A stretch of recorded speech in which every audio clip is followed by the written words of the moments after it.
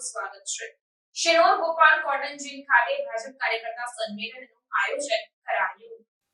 શિનોર જિલ્લા પંચાયત બેઠકના ભાજપના કાર્યકર્તાઓનું સંમેલન યોજાયું।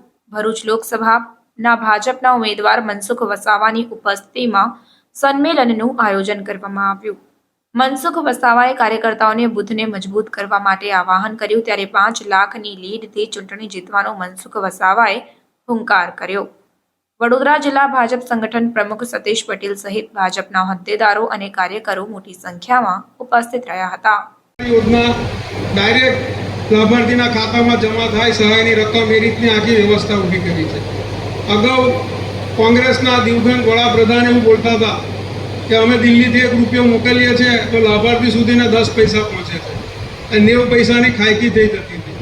જ્યારે ભારતીય જનતા પાર્ટીના રાજમાં 100% લાભાર્થીને સહાય મળે છે।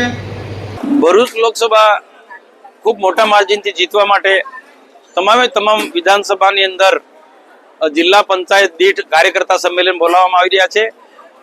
આજે શિનોર મુકામે શિનોર જિલ્લા પંચાયત બેઠકના કાર્યકર્તાનું સંમેલન હતું।